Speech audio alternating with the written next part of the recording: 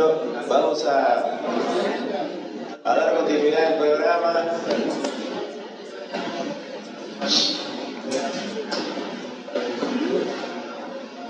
Con la conferencia de Cristian. Voy a leer rápidamente el título, ya le doy la palabra. La conferencia de apertura, la marcamos a esta hora porque si no era muy temprano, ya con dos debates encima, Cristian nos va a dar una conferencia de estructura y causalidad de las transformaciones clínico-políticas.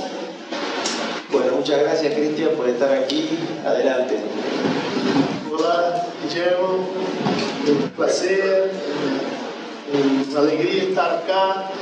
Voy a hacer una conferencia más ligada a nuestro contexto de investigación y las discusiones que ya nos empezamos en las mesas anteriores. Gostaria de muy aproximativamente distinguir dos modelos básicos para entender la transformación en psicoanálisis. Un modelo que estaría conectado a noción histórica de estructura o sistema. Vamos a acordarnos que Saussure no usaba la palabra estructura, usaba la idea del sistema. La lenguaje es un sistema de signos, un sistema donde los elementos no tienen valores por sí, pero que en diferencia en relación a todos los otros, es un sistema donde la negación de un elemento es constitutiva para la significación de todo lo demás. Los pensamientos sistémicos se espraya desde la Gestalt hasta las teorías cibernéticas, informacionales. Es una tendencia muy más amplia que el estructuralismo en el cual se formó Lacan. Pero que él fue muy sensible a la idea de estructura. En sus textos más tardíos, vamos a lembrar que la idea de estructura no llega a Lacan directamente de Saussure. Lacan lee Saussure después de leer Lévi-Strauss. Lévi-Strauss presenta a lingüística, a importancia de la lingüística a Lacan como una especie de regla o de horizonte metodológico para un conjunto de ecuaciones, de problemas que no estaban bien encaminados para Lacan hasta en los años 50. Estos problemas convergían para una especie de recuo, de timidez lacaniana con el concepto de inconsciente. Si ustedes van a bascular la idea de inconsciente en Lacan antes de 53, 54, cuando se da ese encuentro con Lévi-Strauss, van a encontrar diversas soluciones alternativas de Lacan a la idea de inconsciente. Desde la crítica del inconsciente colhida junto a Politzer como un concepto metafísico, representacional, académico, un concepto que no estaba a altura de una noción crítica de personalidad como Lacan se exige en la tesis de 1932. ¿Qué usaba Lacan antes de usar la noción de inconsciente? Empleaba la noción de complejo.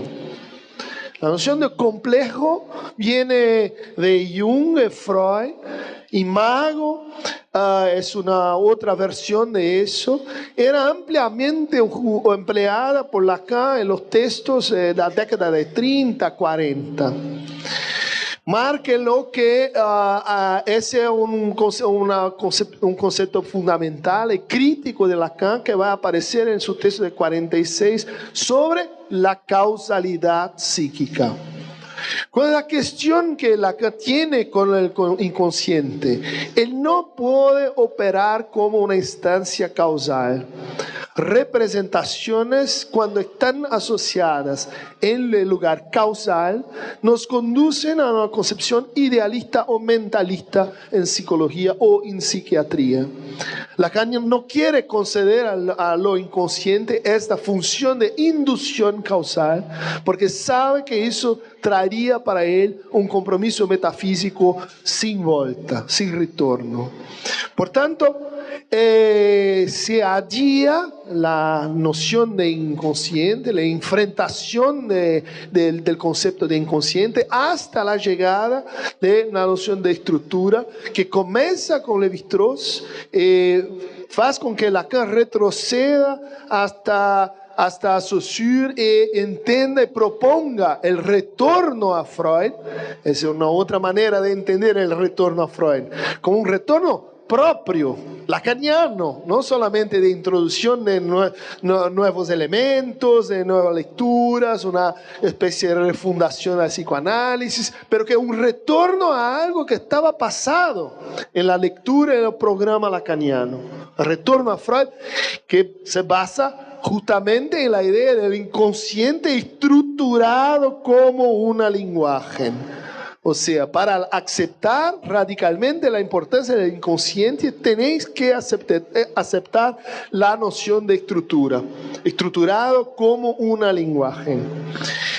Esa es una noción muy interesante porque uno de los caminos que llevan Lacan a recusar lo mentalismo freudiano asociado con la noción de inconsciente está basado en justamente la conflictiva epistemológica francesa, que está muy claramente dividida entre dos programas que se entraman, que se oponen, y que en esta historia es imposible pensar los conceptos de transformación en Lacan. Uno veno de esta historia, de esta epistemología, fue mencionada acá en comienzo de nuestra conversa, cuando se habló de Canguilhem, pero que también de Bachelard, también de Foucault, todos esos que van a pensar la historia, la ciencia como una historia, la ciencia como expuesta a un inconsciente de sus propios conceptos. Y por tanto tenemos una teoría de causalidad que está siendo explorada, que está siendo criticada por esa tendencia, desde los textos seminales de un crítico del positivismo que influenció mucho a Lacan, llamado Emil Meyerson. Meyerson en un texto de 1907 llamado Identidad y Realidad. Era un químico polonés que se establece en Francia y se opone a la química de su época, diciendo: hay un problema en la base de los estudios metodológicos, que es la simulación de la realidad. Cuando usted simula la realidad, usted lleva para tu simulación, para tu contexto experimental, la misma temporalidad que usted presume en tu objeto. Eso no se puede mantener. Eso es una contradicción, es un paradoxo. Hay entonces algo entre la realidad metodológica y la realidad tal cual ella está posta en el mundo. Esa fisura, este hiato, este elemento faltante, dice Meyerson, es un problema porque todo lo que nos tenemos entonces es una especie de ciencia sobre versiones edulcoradas, modificadas de la realidad. Nos precisamos de una ciencia más radical, y esta ciencia más radical es llamada por Meyerson de ciencia de lo real. Es la primera acepción que tenemos que tener en mente de dónde vienen los conceptos, de dónde Lacan tiró la noción de real. No fue solamente la cuestión de la psicosis o la pérdida de realidad en la psicosis o los trabajos de Winnicott sobre la realidad, pero que fue de una discusión cerrada sobre la idea de que la ciencia contemporánea la incurre en una especie de traición. Ella deja de lado un hiato, una falta, un gap que no es relanzado para los consumidores de esta misma ciencia. Vamos a lembrar acá del poema de 1929, publicado en 31, hecho por Lacan, llamado Hiatos Irracionales.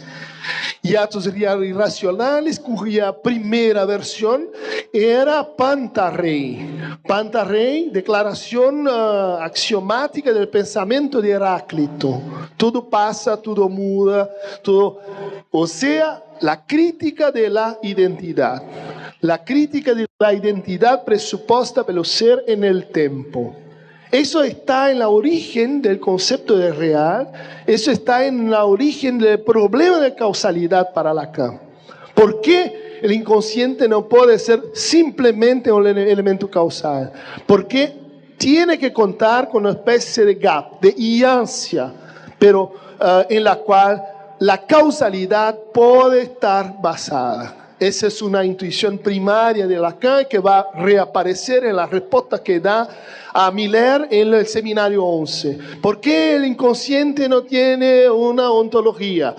Porque yo pienso, porque es una ética, es porque yo pienso en articular una estructura temporal que es la hiancia.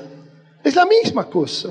Es el retorno de una idea fundamental, que el real era una especie de intervalo, de gap dentro de la realidad y que eso precisa ser incluido como función causal para entender el inconsciente. Esa idea es más aguda, es más importante aquí. Si lembramos que ella está siendo tematizada por Hegel en su ciencia de la lógica. No es por otro motivo que en los seminarios 21, 22, Lacan va a decir, hay sí una ciencia de lo real y esta ciencia es la lógica. O sea, hay un transamiento que va formando la concepción lacaniana de causalidad. Este es el primer punto, y de modo a evitar los problemas de los dualismos. Corpo, mente, personalidad, estructura, y así se va. Pero que retornemos a nuestro problema, que es cómo Lacan tenía involucrado, no, desarrollado una teoría de la transformación. ¿Dónde está la teoría de la transformación en Lacan? Una idea simple es advogar que eso está junto con la idea de estructura. Hablar en estructura, como habla Lévi-Strauss en sus últimos textos, es hablar en transformación. No sé si saben. Él renuncia a la noción de estructura. Él dice, la noción de estructura llama además la idea de que hay una especie de ser que coordina todas las cosas. En su depuración conceptual, el final de obra de Lévi-Strauss, él dice, estructura es simplemente un conjunto ordenado de transformaciones, cualesquiera que quieran producir. La estructura no tiene valencia ontológica, la estructura es un conjunto ordenado de transformaciones. Eso se ve en los diversos entendimientos que Lacan tiene sobre la estructura. Por ejemplo, cuando se puede discernir tres tipos de transformaciones. Las transformaciones ligadas algébricas, a las transformaciones algébricas, las transformaciones ligadas que Lévi-Strauss asoció con los sistemas de parentesco. Las transformaciones de orden, o grupo de orden, que Lacan asoció con el problema del totemismo. Y las transformaciones topológicas que Lacan asoció con la noción de mito. Por tanto, cuando él dice, la neurosis es un mito individual, eso redefine todo el campo de la psicopatología psicanalítica. No es una dolencia, no es una personalidad, no es una más fe. La neurosis es un mito que se transforma, que pasa a condición de mito individual. O sea, esa es la transformación de base para pensar psicoanálisis. Lo mito como en origen histórica, algo colectivo, algo oral, algo que está en una sociedad contra el Estado, como dice Pierre Clastres, para un mito individualizado de la modernidad. Un mito que está basado en siglos XVI, XVII, que viene junto con la ciencia moderna y que pierde su función de articulación vincularia en las relaciones humanas.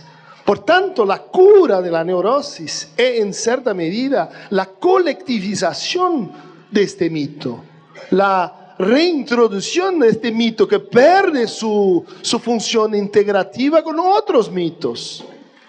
Por tanto, estamos a vueltas con una definición de transformación que es eminentemente ético-política.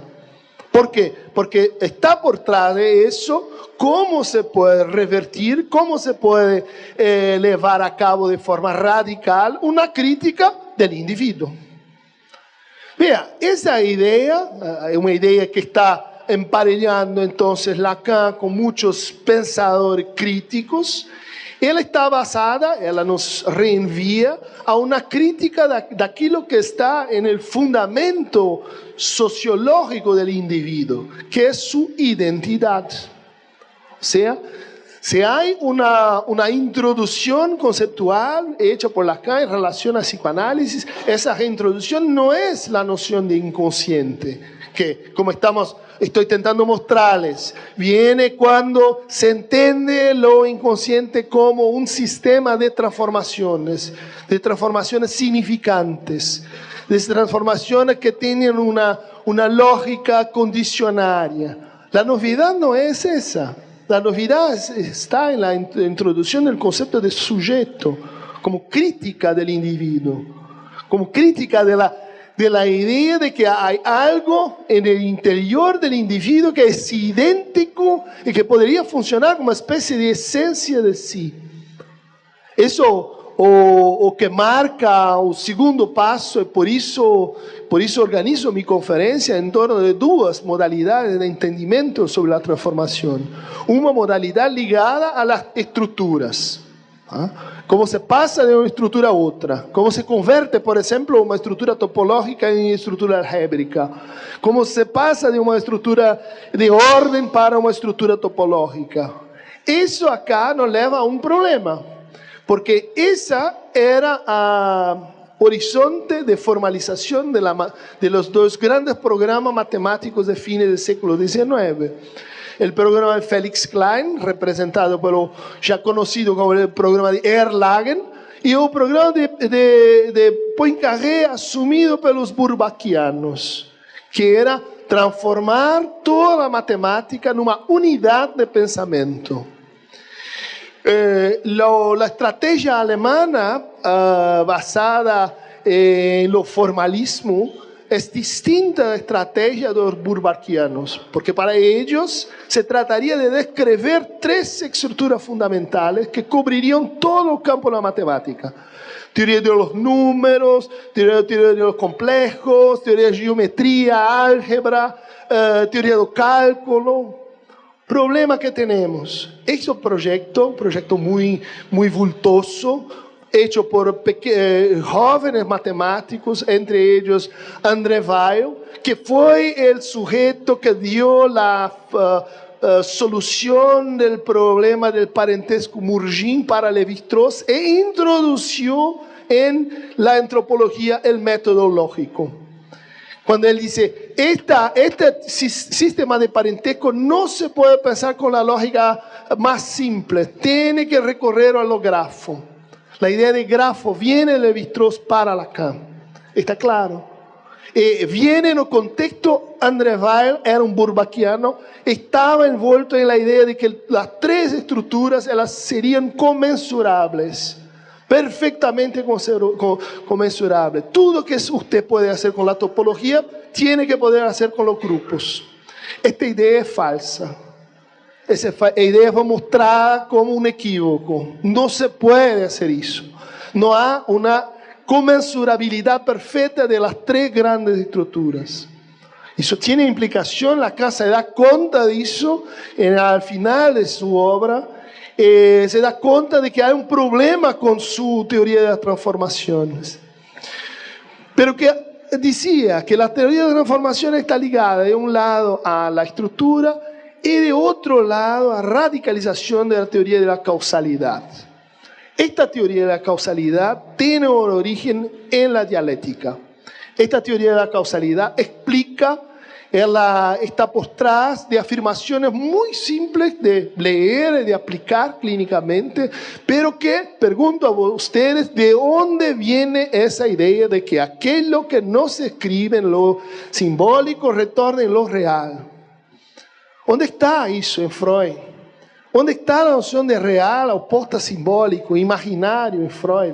Eso no es una creación psicoanalítica, esos no son conceptos psicoanalíticos, son conceptos de la dialéctica, son conceptos de la ciencia y de la lógica, y que por tanto están siendo movilizados por Lacan para nos presentar un nuevo tipo, no solamente de epistemología, no solamente de cómo formalizamos procesos antropológicos, como parentesco, como totemismo, pero que cómo enfrentamos el problema legado por Meyerson sobre el hiato en lo real, en lo real como un hiato. Tenemos que pensar la experiencia de la sustancia, si quieren, la experiencia de la esencia, si ustedes quieren, como no idéntica a sí. Esa es una idea que estaba justamente en Heráclito, es la idea que inspira absolutamente Hegel, es la idea que está en el poema Pantarrey o Hiatos Irracionales de Lacan. ¿Está bien? Por tanto, está lanzada aquí la piedra clave fundamental de un segundo tipo de entendimiento para la transformación. Ahora vamos a analizar más de perto algunos enunciados, algunas tesis lacanianas que nos pasan desapercibidas cuando no estamos procurando exactamente cómo se promueven las transformaciones. Y que darían los elementos básicos para pensar o que sería una teoría de transformación en psicoanálisis. El texto de 36, revista 49, Estadio de Espelho, hay una definición axiomática repetida, muy fuerte, de o que viene a ser una identificación. Y debemos comprender el estadio del espejo como una de identificación. O sea, no solamente un tipo de relación con la imagen, pero que el conjunto de la experiencia, el conjunto de percibir la imagen como otro, percibir la imagen como algo que es ilusivo, percibir y realizar el valor simbólico de esta ilusión. O sea, la clave del estadio del espejo. La realización de la dimensión simbólica de la imagen. Vean ahí la idea de realización. Real, realidad, está ahí. ¿Cómo definen Lacan este proceso? Él dice, una identificación es una transformación que opera en el sujeto cuando él asume una imagen. Está acá el concepto de transformación. Una identificación es una transformación. Vea, eso es totalmente aveso al uso cotidiano, uso masivo, la idea de identidad, en políticas de identidades. Cuando se piensa las identidades como trazos acumulados, como trazos discernibles en alguien, un sujeto, un grupo. O sea, como cosas que alguien tiene o dejó de tener. La definición lacaniana tiene una altísima valencia política al nos propor que una identificación es una transformación. No es una sedimentación, no es solamente una alienación. Claro que en segundo momento se establece una alienación, una parálisis, una interrupción de este proceso. Pero que hay transformaciones que se dan porque cuando alguien asume una imagen. Tenemos que hacer eso renovable para nuestra crítica, que estamos en pauta acá, a un neoliberalismo como un sistema inductor de identidades, pero que no identidades transformativas, identidades establecidas, identidades dadas, identidades nombres, identidades que están como especie de núcleo capitalista esencial de cada uno de nosotros. Si queremos criticar eso, precisamos entender los procesos de transformación que tiene que ver cuando alguien asume una imagen. Yo llamo la atención para la expresión asume, porque eso va a estar en la teoría del lenguaje, viene de Benveniste, que define la fala como a manera como alguien asume la lengua que fala. Como alguien asume el portugués o portuñol, esto que un neolingua que estoy tentando con ustedes ahora, hay una énfasis, por tanto, que quiero traer para ustedes en esta idea un poco sartriana, un poco contralacaniana o quizá dialéctica de que es posible o no asumir imágenes. ¿Es posible o no asumir significantes? ¿Es posible o no asumir enunciaciones? La idea de asunción me parece el embrión de toda la discusión sobre la responsabilidad, implicación, culpa, y eso que está fervillante en nuestros debates contemporáneos. ¿Qué significa asumir? Asumir es un capítulo, es un caso particular de un verbo, de una operación más importante para nosotros en la TESFIP crucial, que es reconocer. Cuando alguien asume, alguien reconoce. Ah, soy yo.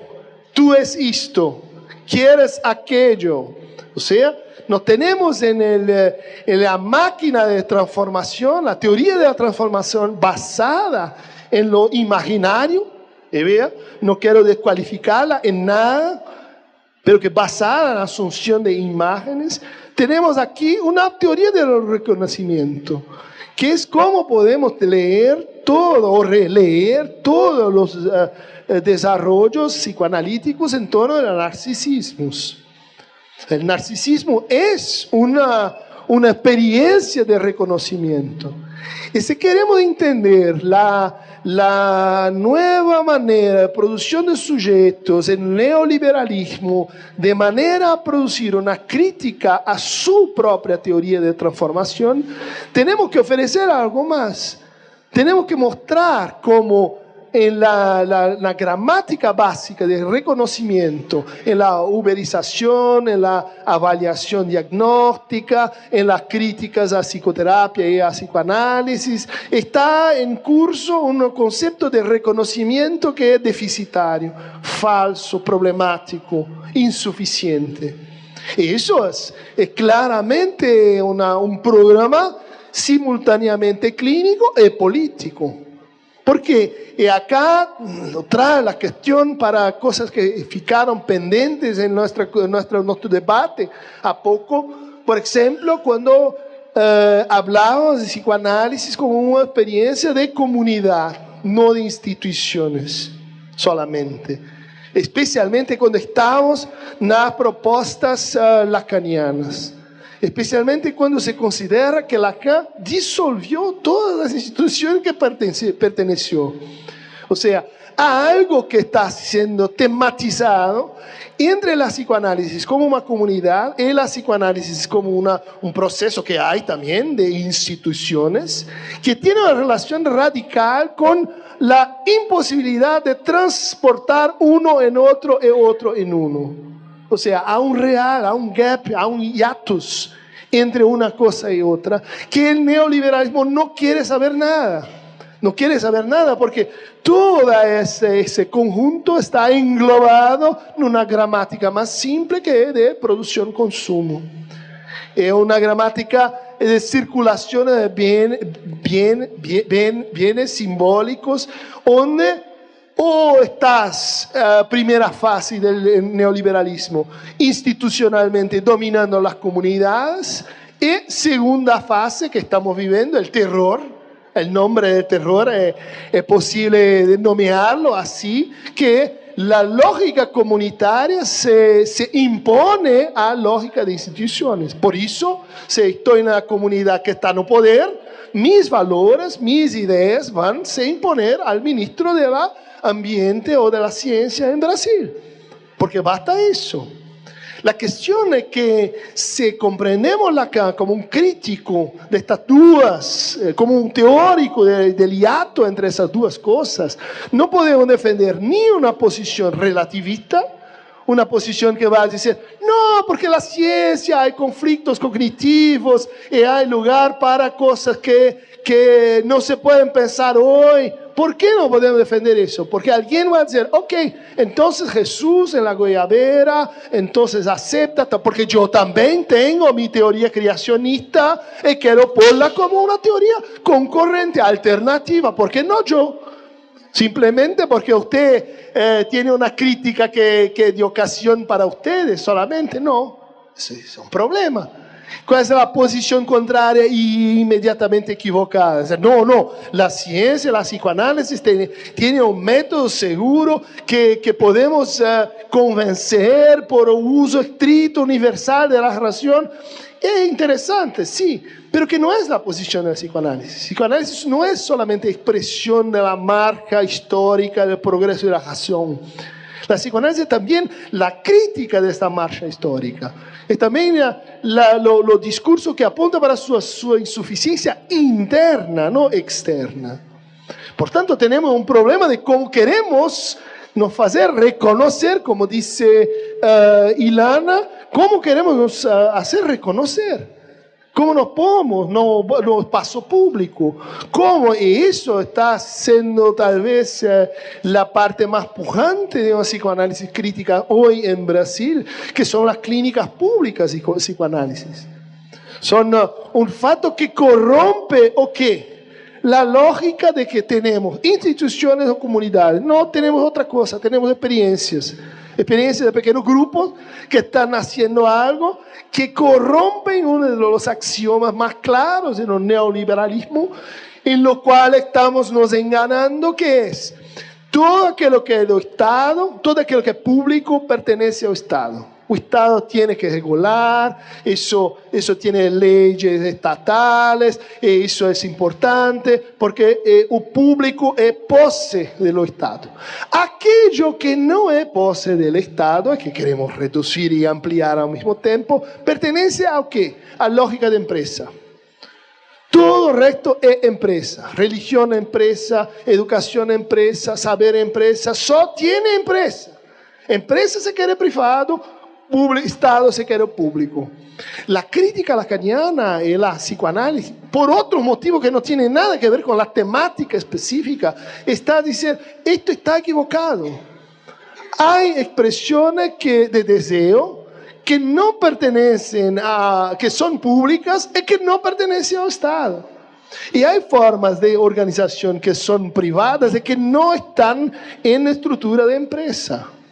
Es eso que queremos decir cuando decimos hay una irreducibilidad de la práctica psicoanalítica en la cultura. Porque cuando hacemos psicoanálisis, hacemos algo que es eso, que tiene que ver con interés público, que tiene que ver con interés privado, pero que no es empresa y también no es Estado. Es otra cosa, es una experiencia ética, si quieren. Por tanto, es muy decisivo en la teoría de la transformación contar con la crítica que está en Lacan cuando oyamos para esta definición de transformación como asunción, como reconocimiento, como gramática de reconocimiento. Pensamos nosotros en la TESFIP que acá hay un concepto de patológico que puede ser crítico. Pensamos que aquí hay políticas narrativas de sufrimiento que concorren. ¿Por qué? Para ser reconocidas. Para poder reconocer ciertas formas de sufrimiento que sin estas narrativas están excluidas de Estado, están excluidas de la lógica de empresa. Por eso defendemos, introducimos la idea de narrativa más allá de la idea de nominación, como está acá, y la idea de metáfora como inductora de síntomas. Pero que vea que acabé de decir, la metáfora es una operación de lenguaje que tiene valor causal, tiene valor de creación de sentido, tiene valor de inducción de síntomas. Llegamos así a un avance en nuestro entendimiento de transformatividad. Podemos pasar, por tanto, al segundo concepto de transformación, que es aquello que aparece al final del seminario 4, de las relaciones de objeto, cuando Lacan relee el caso de pequeño Hans y introduce una lógica de las transformaciones significantes. ¿Qué hay que permite releer toda la teoría de constitución del sujeto? ¿Qué hay, Hans? ¿Cuál es el problema? El problema resulta de la posición del falo en el campo del otro. O sea, la posición del significante en el campo del otro. Y eso puede ser mutable. Eso puede ser alterable por operaciones de escuta, de puntuación, de subjetivación. Tenemos aquí un horizonte de transformación que explica, que tiene una teoría explicativa de cómo se dan las transformaciones en el interior de una praxis llamada psicoanálisis. Lacan definió la psicanálisis como una praxis del tratamiento del real pero simbólico. Es el segundo momento que estamos hablando. ¿Qué es una praxis? Una praxis es un concepto que viene de la filosofía de la ética, de los griegos, que implica una no disociación entre medios y fines, entre agente y otro del acto. El concepto fundamental de praxis es el concepto del acto. En su renovación moderna, la noción de praxis tiene que ver con la transformación del concepto de concepto. Y aquí estoy lanzando una interpretación, una lectura que sería posible para debatirnos sobre cómo está el concepto de transformación en la lógica significante. Porque hay operaciones de mutación, de traslación, de permutación, de sustitución, a muchas operaciones significantes. Pero que Lacan abre el precedente de decir que hay una operación curiosa que acontece cuando surge un significante en oposición simbólica al sujeto y que demanda del sujeto su inscripción en el campo del otro a partir del nombre del padre. O sea, esa es una injunción específica. Puede o no acontecer. Algo que pone un sujeto, un significante, en oposición simbólica. Vea, tenemos ahí una palabra que tiene que ver con transformación. Transformación y oposición simbólica. ¿Qué acontece cuando eso se da? Argumenta Lacan. Un desencadenamiento. La psicosis se muestra. Nuevos síntomas son producidos, pero que no son producidos a modo metafórico, donde aquello que es negado en simbólico reaparece en real. Aquello que es negado en simbólico reaparece en lo simbólico, pero que hay una mutación de orden. Aquello que no está, no se escribe, no tiene lugar en simbólico, reaparece en lo real. Es una otra teoría de causalidad. Vea cómo elas están conjugadas, están bien conjugadas, que no percebemos que acá transformación, acá causalidad. Elas están sobrepostas, pero que hay elementos significantes, hay problemáticas significantes específicas que inducen ese pasaje. El resto de la teoría lacaniana va a explorar eso, los neologismos, Joyce, las oposiciones de alienación y separación. Todo eso nos conduce a un segundo entendimiento posible de lo que viene a ser transformaciones en psicoanálisis. Hay un tercero que tiene que ver con justamente la idea inicial de que la psicoanálisis se volta para el análisis del mitos. Eso está en Seminario 4, análisis del mito del pequeño Hans. Por isso é um procedimento antropológico de Lacan aplicado a Pequeno Hans. E o que está lá posto é que, além de restituir uma espécie de experiência coletiva ao sujeito, uma experiência que, no caso de Pequeno Hans, lhe facultaria andar por la cidade. Por isso, Lacan reproduz o mapa de Viena à época do tratamento do caso de Pequeno Hans, porque ele interpreta o problema de Pequeno Hans como uma impossibilidade de circular em la polis. Circular en la ciudad, un problema con trenes, con caballos, con carrozas, y todo eso es transformado en un sistema. ¿Y qué sistema es ese? El sistema de circulación efectiva y real de las personas dentro del espacio simbólico llamado ciudad. Pero que la cuestión ainda no está posta. La cuestión es qué se pasa cuando se restituye al individuo la capacidad de operar en ámbitos simbólicos, en sistemas simbólicos más amplios. Porque eso sería la síntesis del problema, ¿no? Cuanto más neurótico, más cerrado en sistemas simbólicos específicos, cuanto menos neurótico o psicótico, más capaz de circular por sistemas simbólicos variáveis, oponíveis, trasladáveis, permutáveis, y todas esas operaciones que son las operaciones de transformación lógico-lingüísticas. La cuestión es que Lacan avanza una tercera modalidad de transformación que tiene que ver con la disolución de los individuos, disolución de la forma individuo. Eso va a aparecer explícitamente en su proposición sobre la lista de escuela de 67, cuando él habla de la destitución subjetiva. Una cosa altamente problemática. Porque si usted piensa la destitución subjetiva como disolución de un individuo, usted puede decir, esto tiene cara de totalitarismo. Eso es exactamente lo que proponen los sistemas de dilución de los individuos en formas de masificación.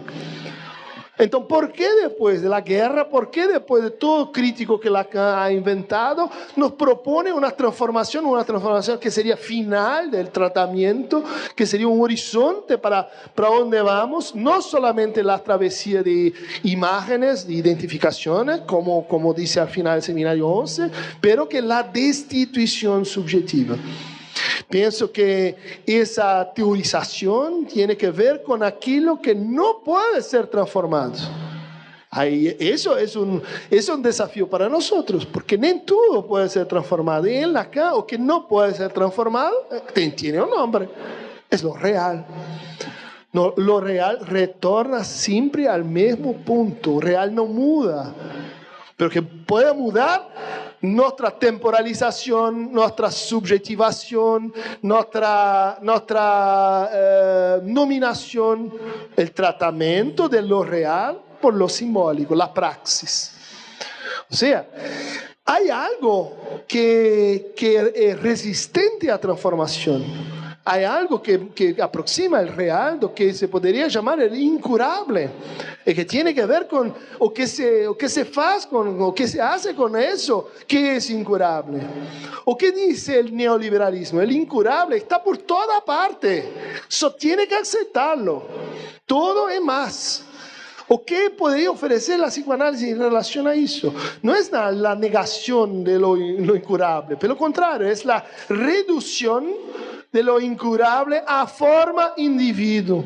Y cuando eso acontece, se tiene entonces un entendimiento posible, razonable, de lo que sería la destitución subjetiva. Precisamos pensar las implicaciones políticas de un programa que tiene eso en su horizonte, porque él fácilmente puede se confundir con su opuesto, que sería entonces el último caso de transformaciones, la última manera de pensar las transformaciones importantes aquí para nuestros propósitos, que tiene que ver con lo desarrollo de Freud en su teoría, que comienza con lo inconsciente, con el deseo, passa por la descoberta de processos narcísicos, pero que na década de 20 confronta-se com um problema que é outro tipo de mutação, de transformação que acontece no sujeito, pero não quando ele assume uma imagem, quando ele sobrepone um objeto a um ideal. Que acontece quando essa situação se dá? Duas condições. Uma condição é modelo para o amor, para apaixonamento. Segunda condição, que é a mais problemática, funcionamento em massa.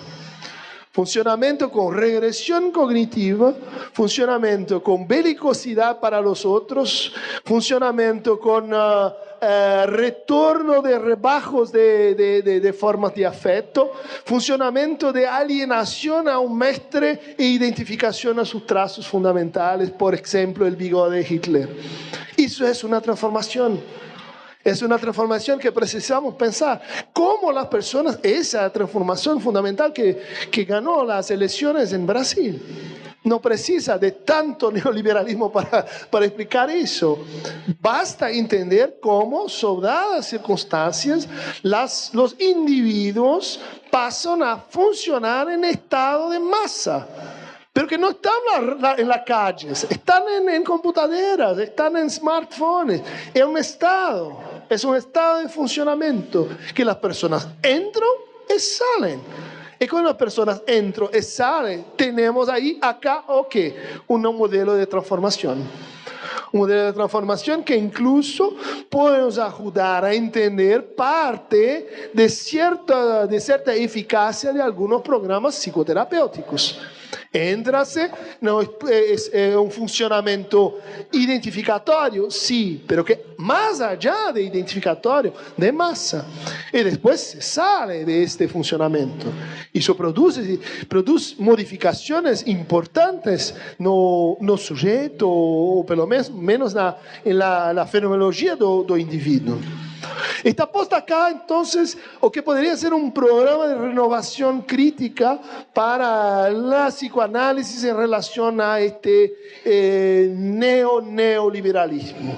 Una nueva crítica de la psicología de las masas. Precisamos explicarlas desde el punto de vista de una teoría de la transformación, no simplemente como algo que acontece en la cultura, por motivo político que hay, pero que cuáles son las condiciones que exponen a alguien a funcionamiento de masa. ¿Cómo alguien se torna un individuo rico para entrar en masa? Esa fue la cuestión que Adorno se colocó en Psicología de Masas y Análisis del Fascismo. Pero que es un otro fascismo que tenemos cuando estamos en lenguaje digital, cuando estamos en trabajo neoliberal, cuando estamos en nuevas formas de trabajar, desejar y usar el lenguaje. Una nueva crítica que tiene que pensar más explícitamente los procesos de disolución de los individuos, sin que sea la disolución en masa. ¿Cómo alguien puede superar, alterar, transformar el fato de que hoy se sufre como individuo? Como Ninguém puede se quejar diciendo, yo sufro, a no ser con algunos artistas, yo sufro demás porque soy yo. ¿Ya pensó? ¿Qué problema que es ser una persona? Yo no quiero más eso, quiero me libertar de esta forma de sufrir que tiene que ser compulsoriamente individualizada. No hay respuesta neoliberal para eso, porque el neoliberalismo está basado en esa idea de que el sufrimiento es una especie de materia prima individualizada que tiene que ser vivido individualizadamente. Yo puedo sufrir juntos, en el sentido de que nos identificamos, nos partilhamos nuestros capitales de sufrimiento, hacemos una empresa, hacemos un colectivo, pero que eso no es lo mismo do que criticar la forma individual pela cual se sufre. Penso quando Lacan habla en destrucción subjetiva, él da como ejemplo el guerrilla appliqué.